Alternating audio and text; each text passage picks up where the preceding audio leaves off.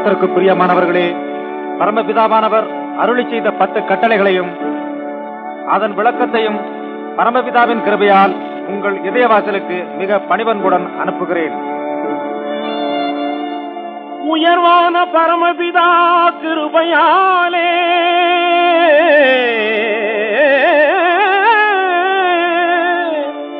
உருவான கற்பனையின் மகிமையாலே அறிவுடைய மனிதகுலம் இனிது வாழ அளந்து சொன்ன பொன்மொழிகள் கேட்கவாரி. பாவிகளுக்காக பாடுபட்ட பரமபிதாவின் கட்டளை 10 பெரும் பரந்த உலகத்தை சிறப்புடன் வாழ வைத்திடும் ஞான முத்து, பேசும் மனித வாழ்க்கையின் சொத்து. முதற்கட்டளை, என்னையன்றி உனக்கு வேறு தேவர்களை உண்டாக்க வேண்டாம்.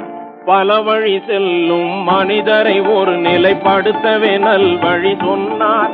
மனித இன வழி ஒன்றே, இறைவன் ஒன்றே என்றவர் மார்க்கம் சொன்னார் என்று மார்க்கம் சொன்னார். இரண்டாம் கட்டளை, மேலே வானத்திலேயும் கீழே பூமியிலேயும் பூமியின் கீழ் தண்ணீரிலேயும் உண்டாயிருக்கிற அவைகளுக்கொப்பான ஒரு சுரூபத்தையானாலும் யாதொரு விக்கிரகத்தையானாலும் நீ உனக்கு உண்டாக்க வேண்டாம். நீ அவைகளை நமஸ்கரிக்கவும் சேவிக்கவும் வேண்டாம்.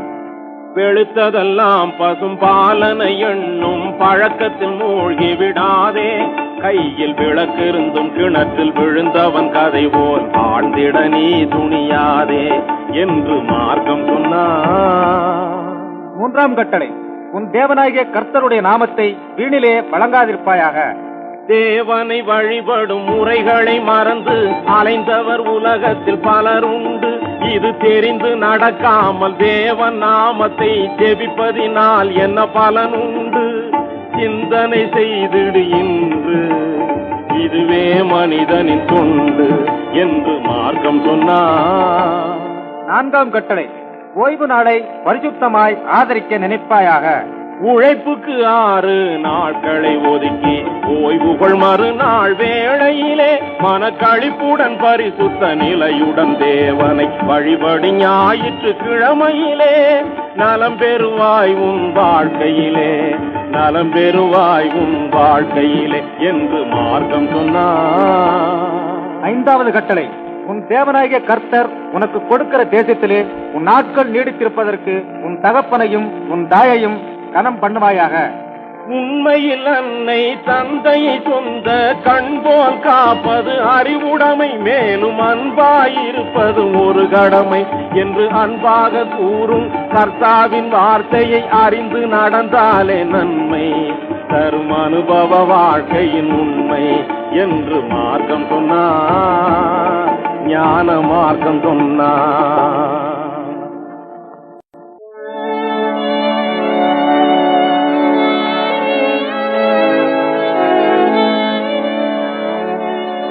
ஆறாவது கட்டளை, கொலை செய்யாதிருப்பாயாக.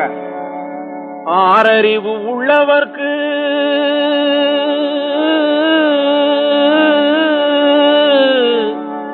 மன ஆத்திரமே பொல்லாது. தேவ வாக்கியத்தை படிப்பவர்க்கு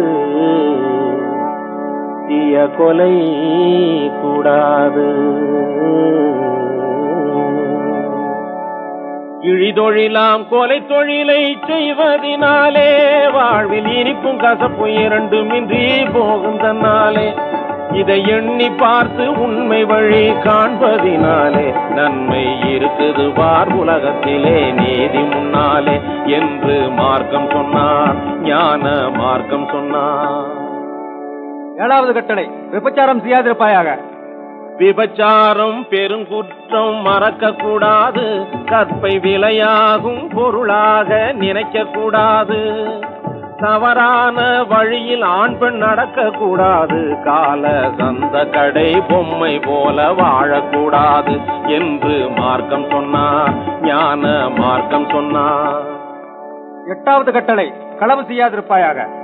அழுது பிறந்த மனிதனுக்கு கவலை கூடாது, அந்த கவலை தீர உழைத்து வாழ மறக்க கூடாது, கொடிய களவு தொழிலை செய்து வாழ நினைக்க கூடாது என்று கர்த்தர் சொன்ன பொன்மொழியை மறக்கப்படாது என்று மார்க்கம் சொன்னார், ஞான மார்க்கம் சொன்னார். 9ஆம் கட்டளை, பிறர்க்கு விரோதமாய் பொய்ச்சாட்சி சொல்லாதிருப்பாயாக.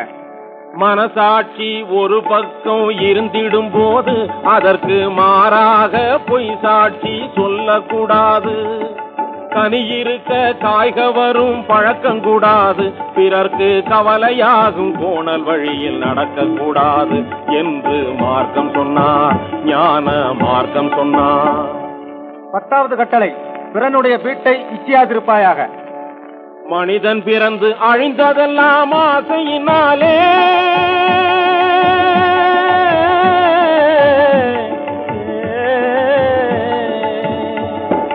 மனிதன் பிறந்து அழிந்ததெல்லாம் ஆசையினாலே, மண்ணாசையினாலே, பெண்ணாசையினாலே, பொன்னாசையினாலே. பேசும் மனிதன் வாழ நீதி கூறும் 10 கட்டளை, இது மாசிலாத பரமபிதா கூறும் கட்டளை. இதுவே 10 கட்டளை, இதுவே 10 கட்டளை.